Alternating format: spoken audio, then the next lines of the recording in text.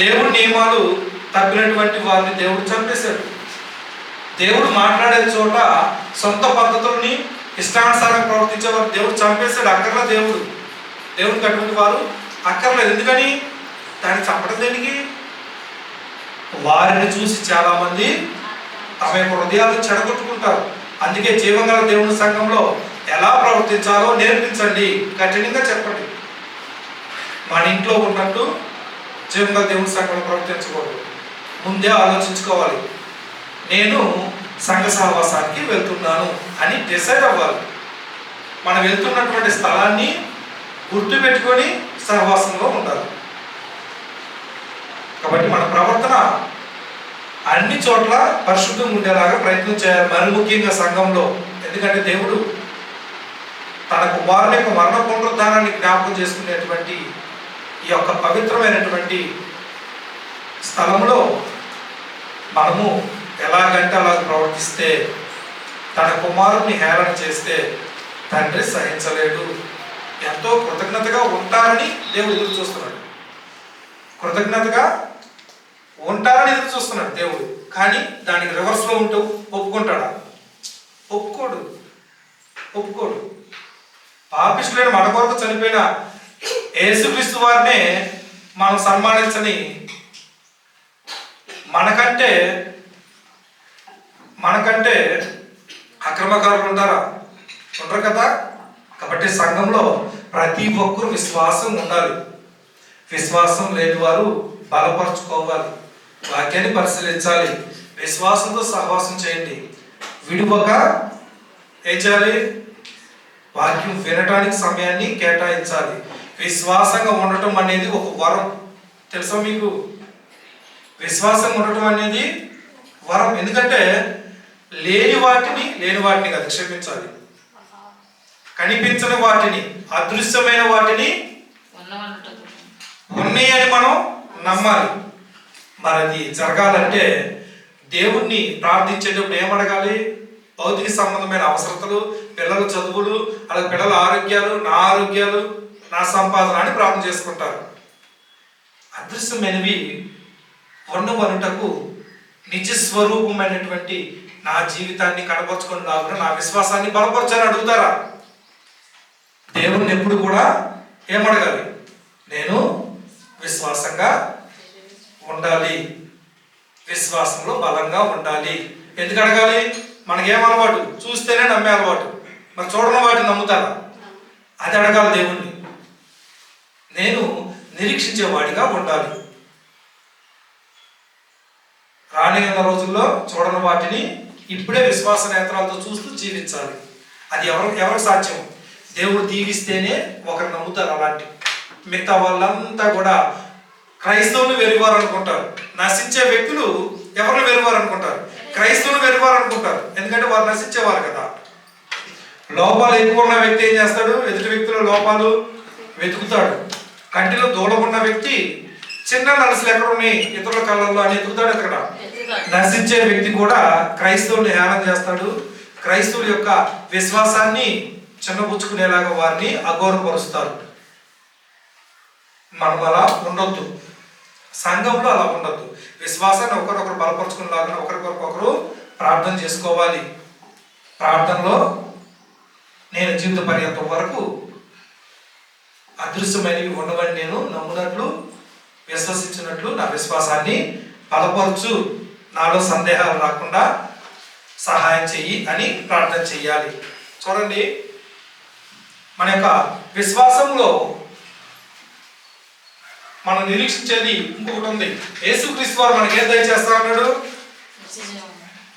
సమృద్ధి జీవమును కలగజేయటానికి యేసుక్రీస్తు వారిని పంపించింది. చూడండి, యోహాను సువార్త 10వ అధ్యాయము 10వ వచనం చూసినట్లయితే, యోహాను సువార్త 10వ అధ్యాయము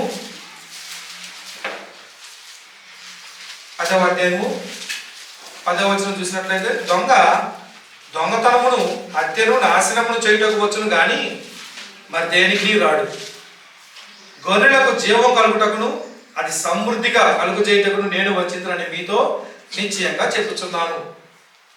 యేసుక్రీస్తు వారు వచ్చే నాటికి మనుషుల యొక్క పరిస్థితి ఎలా ఉంది? అందరూ ఎలా ఉన్నారు? మానవుడు కల్పించిన పద్ధతులు దైవోపదేశంలోని బోధిస్తున్నారు. అవునా? ధర్మశాస్త్రాన్నే కాదు, దేవుడు చెప్పని కూడా పితృపారంపర్యాచారాన్ని పాటిస్తున్నారు. వారు నీతిమంతులుగా ఎంచబడతారా? ఎంచబడరు కదా.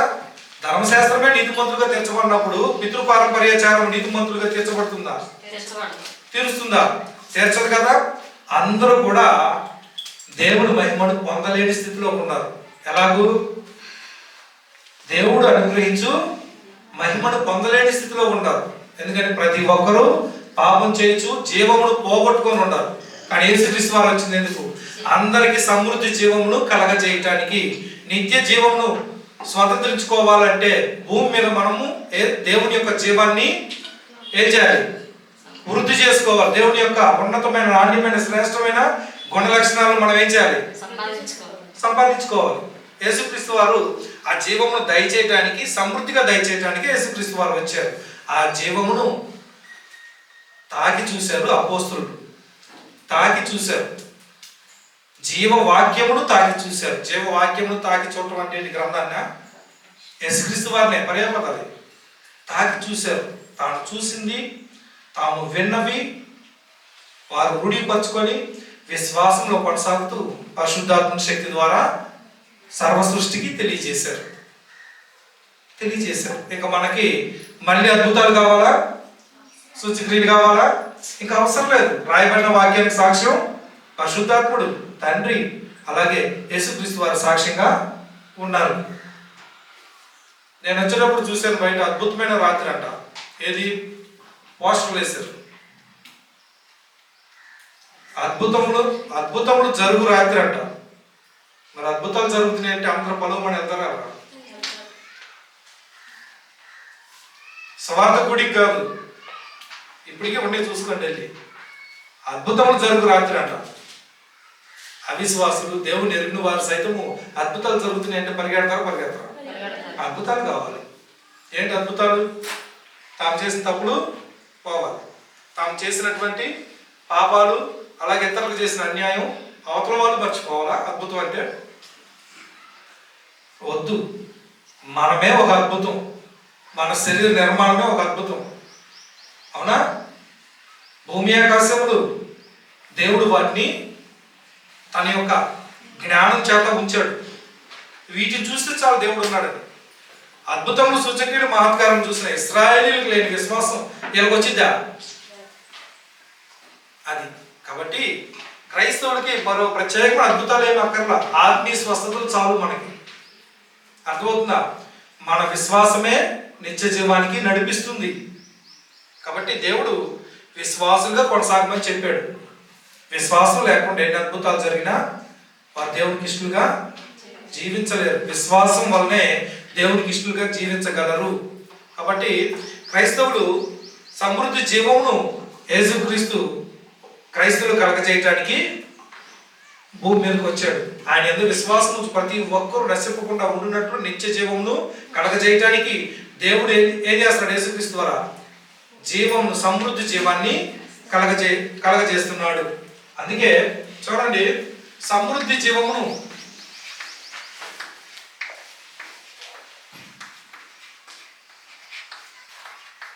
పొందుటకు మన విశ్వాసం, సమృద్ధి జీవమును పొందుటకు మనలో దేవుడి గుణ లక్షణాలు ఒకటో రెండు ఏదో ఒకటి ఉంటుంది. అస్సలు మంచి లేని వాళ్ళు ఎవరు ఉంటారా? దేవుని యొక్క గుణ లక్షణాలు ఎంతో కొంత పరిమాణం ప్రతి మనిషిలో ఉందా లేదా? ఉంది. కానీ నిత్య జీవాన్ని స్వంతరించుకుంటా సరిపోయిందా? 34 మార్కులు వస్తే పాస్ అవుతారా? పాస్ అవ్వరు. కాబట్టి సమృద్ధి జీవము అవసరం. నిత్య జీవాన్ని మనం స్వంతరించుకోవడానికి, మనం పరిపూర్ణంగా చేయడానికి యేసుక్రీస్తు వారు భూమి మీదకి వచ్చారు. కాబట్టి యేసుక్రీస్తు వారి బోధలు, అపోస్తలుల బోధ నిలిచి ఉన్న ప్రతి ఒక్కరూ జీవాన్ని వృద్ధి చేసుకుంటారు. యేసుక్రీస్తు వారు తీర్పు రోజు వారిని పరిపూర్ణంగా చేసి నిత్య జీవాన్ని అనుగ్రహిస్తాడు. మీలో వస్తున్నటువంటి మార్పులు, ఒకప్పుడు జీవితానికి ఇప్పుడు జీవితానికి మధ్య డిఫరెన్స్ మీకు తెలుస్తుందా? తెలియట్లేదా? తెలుస్తుందంటే మీలో దేవుడు పనిచేస్తున్నాడు. ఏం పని చేస్తున్నాడు? జీవాన్ని ఇస్తున్నాడు కాబట్టి మీలో ఎన్నో అవలక్షణాలు, చెడ్డ లక్షణాలు పోయి మంచి లక్షణాలు వస్తున్నాయా? రావట్లేదా? అలా పరిశుద్ధతను సాధించుకుంటూ పరిపూర్ణతను సాధించాలి. మన విశ్వాసం బలపరుచుకోవటానికి ఇది ఒక బెస్ట్ ఎగ్జాంపుల్. ఒకప్పుడు జీవితం, ఇప్పుడు జీవితం ఎలా ఉంది? దేవుడు మనలో మన యొక్క ఆత్మను స్వస్థపరుస్తూ సమృద్ధి జీవాన్ని దయచేయటానికి ఇప్పటి నుంచే మనలో ఆయన యొక్క గుణ లక్షణాలను ఏం చేస్తున్నాడు? రూపిస్తున్నాడు.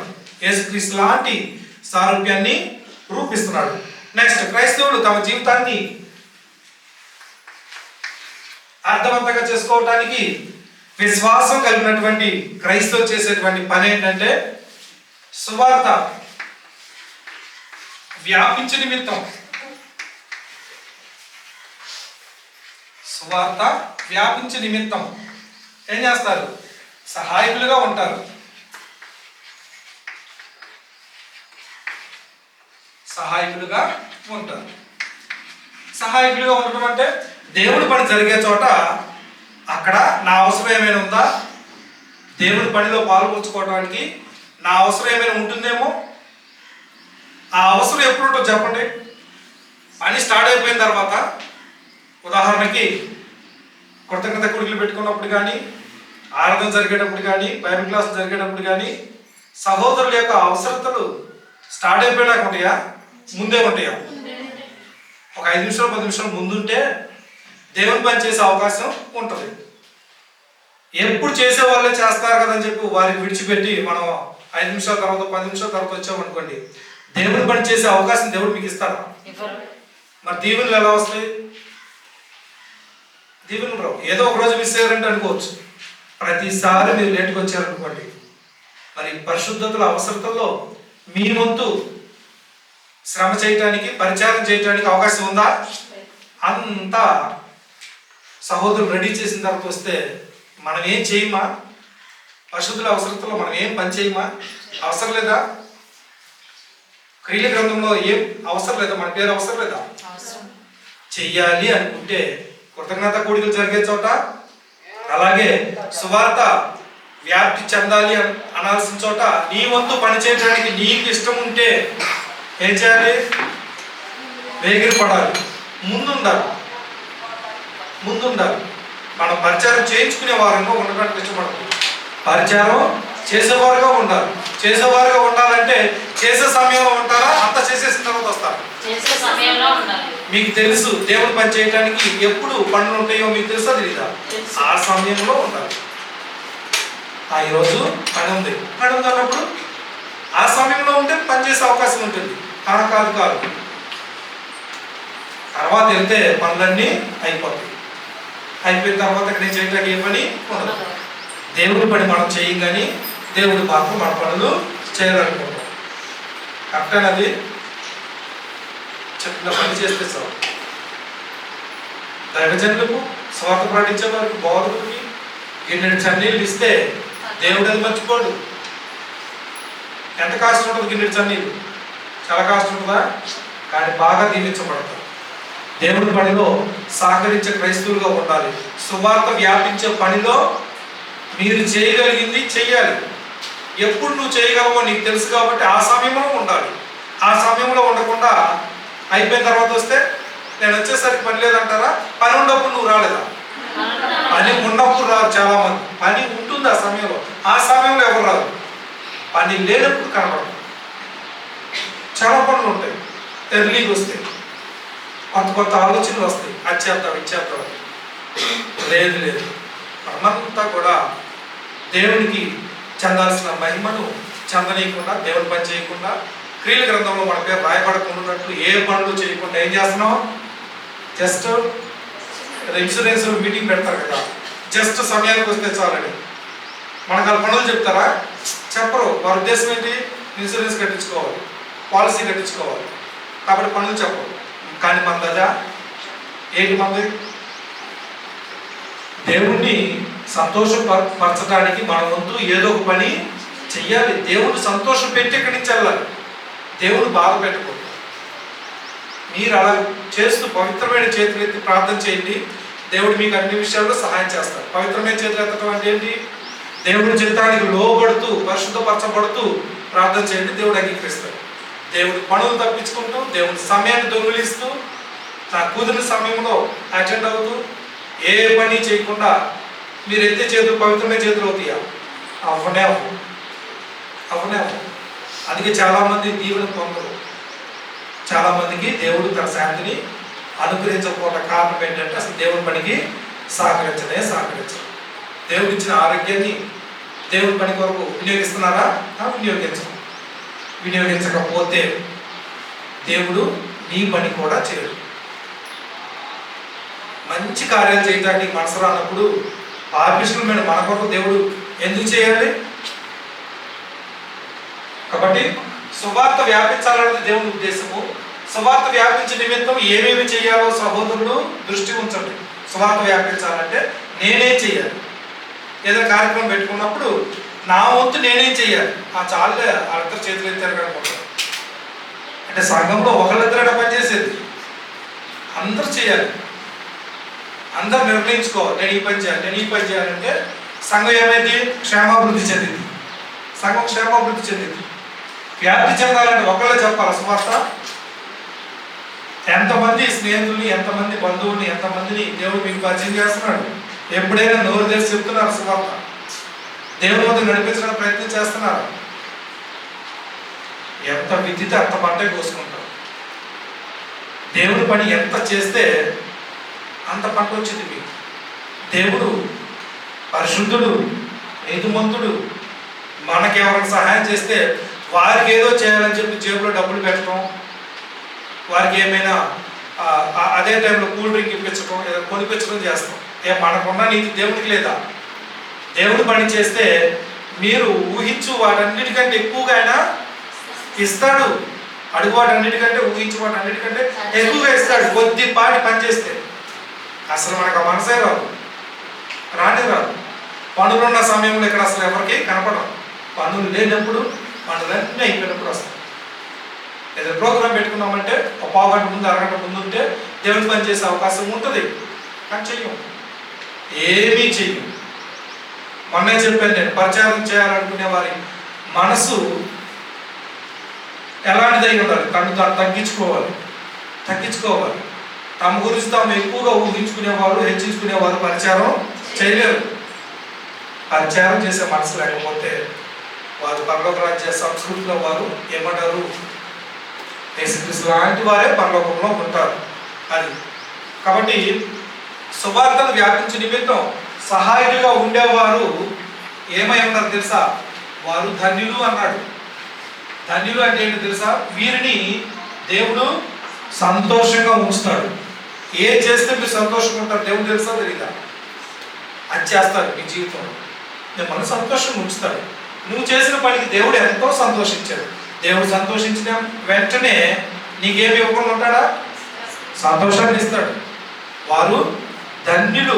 పైగా వారు కూడా ఏమనుకుంటారు? ఆ పనిచేసి ధన్యులుగా భావిస్తారు.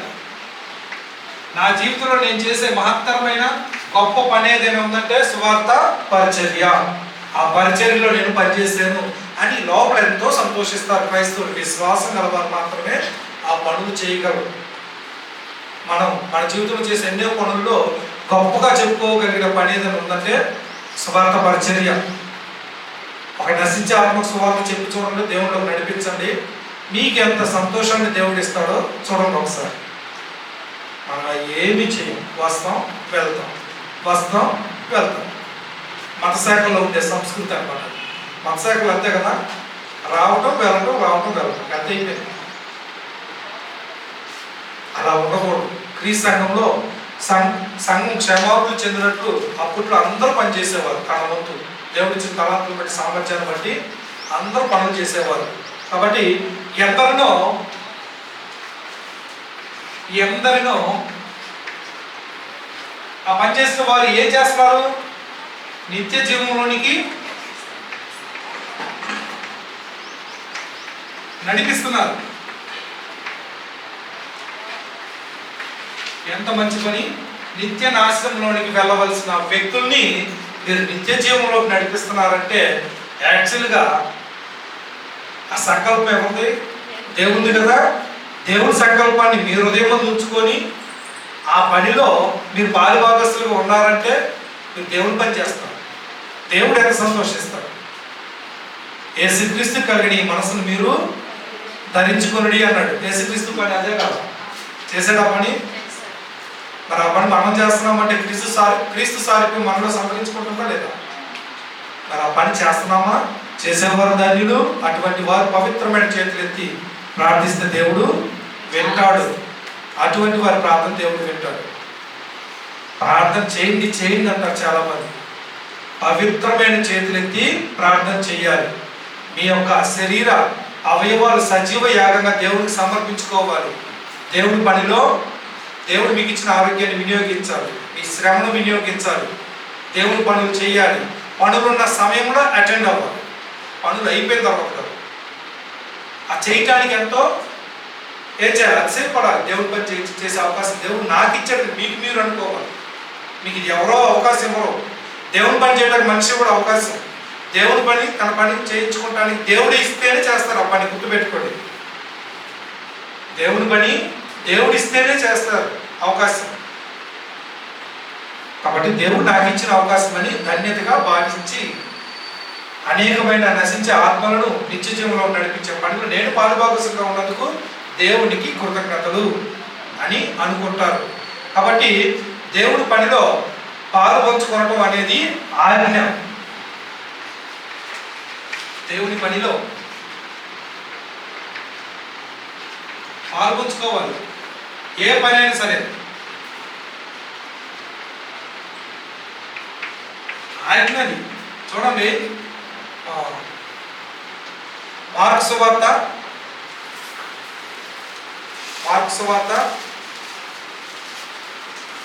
16వ అధ్యాయము 15 నుంచి చూసినట్లయితే 15 నుంచి 16. మరియు మీరు సర్వలోకమునకు వెళ్ళి సర్వ సృష్టికి సువార్తను ప్రకటించుడి. నమ్మి బాప్తిసం పొందిన వాడు రక్షించబడును, నమ్మని వానికి శిక్ష విధింపబడును. మరి సర్వ సృష్టికి సువార్త ప్రకటించాలంటే అప్పట్లో పరిశుద్ధాత్మ శక్తి చేత అపోస్తులు నడిపించబడ్డారు. మరి ఈ రోజుల్లో సంఘ సభ్యులు ఏం చేయాలి? తమకు తెలిసిన వారికి ఖచ్చితంగా సువార్తను ప్రకటించాలి. నువ్వు పొందిన మేలును ఇతరులు కూడా పొందినట్లు వారికి తెలియచేయాలి. చేస్తున్నామా? మనం ఆరాధనకు రావడానికే చాలా ఇబ్బందిగా వస్తాం. మళ్ళీ మనం ఇంకొకటి చెప్తామా ఇది ఒక గొప్ప పని అని, ఇదొక దేవుని సంకల్పని, ఆత్మ పరదేశికి చేరుకుంటాడని, నిత్య జీవాన్ని స్పందించుకుంటాడని ఇవన్నీ చెప్పాలంటే ముందు నువ్వు నమ్ముతున్నావా? నువ్వు విశ్వసిస్తున్నావా? ముందు చిన్న బేసిక్సే మనం పాటించాలి. ఆరాధనకే సిద్ధపడతాం. ఇంకొకరు చెప్తే ముందు నువ్వు అసలు సిద్ధపడుతున్నావా? నువ్వు ముందు ఆ విశ్వాసం నీకుందా అంటారన్న భయం ఏం చేస్తారు? ఎవరికి చెప్పరు. మనం ఎవరిదైతే ఎక్కువ సహవాసం చేస్తామో వారికి మన బలహీనతలు ఏమైనా ఉంటే తెలిస్తే తెలియవా? అందుకే వారికి చెప్పరు. బయట మన ప్రవర్తన అన్నీ సరిగ్గా ఉంటే వారికి చెప్తాం సువార్త. మనమే మాదిరి లేకుండా ఎలా అంటే అలాగూ మాట్లాడుతూ ప్రవర్తిస్తూ ఉంటే వారికి చెప్పగలమా? వారికి చెప్పలేము. కాబట్టి సర్వ సృష్టికి సువార్త ప్రకటించడం అనేది దేవుడు ఇచ్చినటువంటి ఆజ్ఞ. అందరూ అందులో పాలు భాగస్తులుగా ఉండాలి. దేవుడు తిరుపతిన రోజు అడుగుతాడు. ఆత్మ సంపాద్యం, నీకు ఇచ్చిన సామర్థ్యాన్ని వినియోగించి, తలాంతులు వినియోగించి ఎన్ని ఆత్మలు నువ్వు సంపాదించావు, ఎంతమందికి నువ్వు చెప్పావు అని అడుగుతాడు. ప్రతి ఒక్కరు దీనికి సమాధానం చెప్పాలి. తిరుపతిన రోజు దేవుడు మనకు ఆరోగ్యాన్ని ఇస్తుంది. మన పని మనం చేసుకుంటమే కాదు, ఉపచారం చేయడానికి, నశించే ఆత్మల కొరకు ప్రయాసపడటానికి మనకున్న దాంట్లో ఖచ్చితంగా ప్రయాసపడాలి. ఏమీ లేని అంటే ఈ యొక్క అవయవాలు సజీవ యాగంగా వినియోగించకుండా చచ్చుబడిన అవయవంగా కానీ మనం సంఘంలో సభ్యుడిగా మాత్రమే ఉండిపోతే ఎటువంటి ప్రయోజనం ఉండదు. మన పొద్దున మేలు నలుగురికి చెప్పాల్సిందే. చూడండి, చివరిగా క్రైస్తవులు తమ విశ్వాసాన్ని వెల్లడి చేసుకున్నట్లో ముఖ్యమైనది ఏంటంటే కొరింథీయులకు రాసిన మొదటి పత్రిక, అపోస్తలుడైన పౌలు కొరింథీయులకు రాసిన మొదటి పత్రిక 10వ అధ్యాయము 31వ వచనం చూసినట్లయితే, కాబట్టి వారు భోజనం చేసినను పానం చేసినను మీరు ఏమి చేసినను సమస్తమును దేవుని మహిమ కొరకు చేయుడి.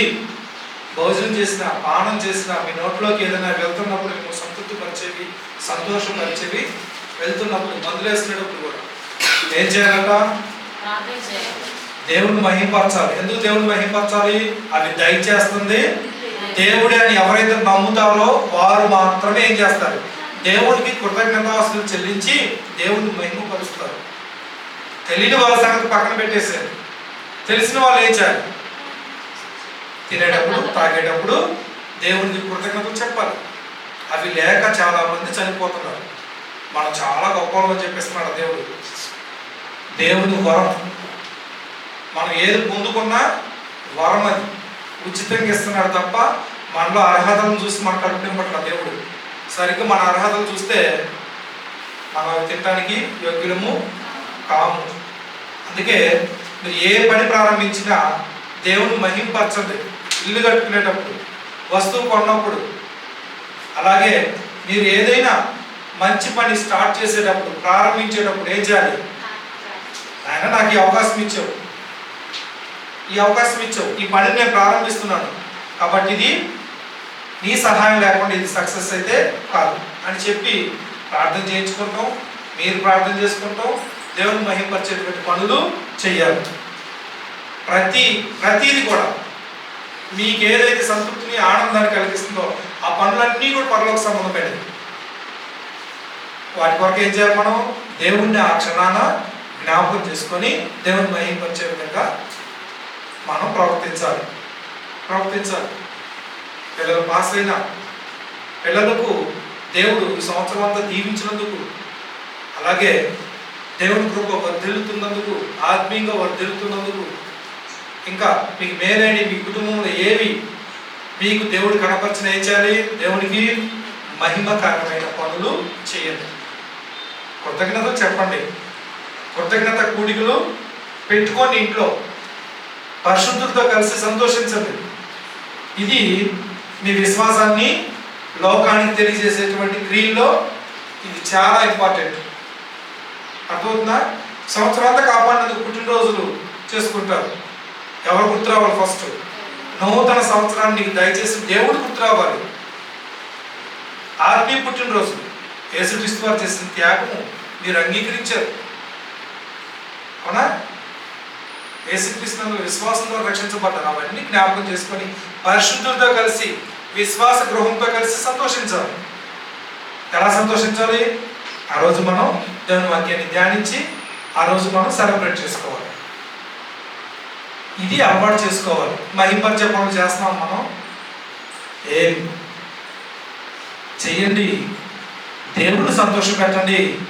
దేవుడు మిమ్మల్ని ఎలా సంతోషంగా మిమ్మల్ని ఉంచుతాడో మీరు గ్రహిస్తారు. దేవుని సమయాన్ని కేటాయించండి.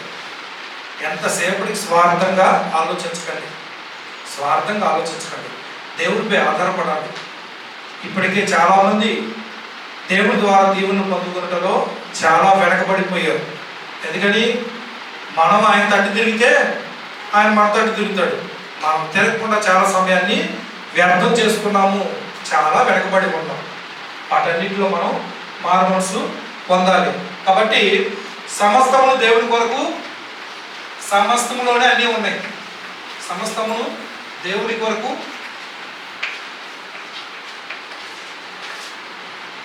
సమస్తమును దేవుని మహిమ కొరకు, చేసేవారుగా ఉండాలి. ఏ పని అయినా సరే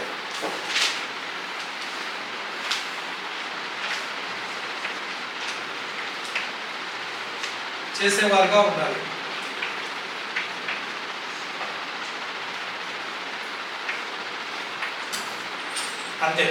అంతేగాని మేలైనవి మీకు సంతృప్తినిచ్చేయి, ఆనందాన్ని కలగజేసే ఏమన్నా వస్తే ఎంత అదృష్టం అంటారు చాలామంది. అదృష్టమా? ఈ అదృష్టం ఎవరు మధ్యలో ఇది మానేసేది. దేవుడు దయచేశాడు అంటూ నేర్చుకోండి. చాలా మంది ఎంత అదృష్టం అంటారు, ఎదుటి వారిని అంటారు, వీరు కూడా నువ్వు ఎంత అదృష్టవంతుడివి, నీకు ఇది ఎంత తక్కువకి వచ్చింది ఈ వస్తువు, ఆ సమయాన్ని నువ్వు వెళ్ళకుండా నువ్వు అదృష్టం, నీ అదృష్టం అంట. అదృష్టం ఏంటి? ఎవరైనా అలా మాట్లాడటం చూస్తారు బైబిల్లో? అదృష్టం కాదు. ప్రతి పని, ప్రతి మేలైనది దేవుని మహిమపరచండి. థ్యాంక్ గాడ్ అంటారు. దేవుడిని కృతజ్ఞతలు అన్నాడు. నాయన ఇంతటి ఆనందాన్ని ఇచ్చిన నీకు కృతజ్ఞతలు.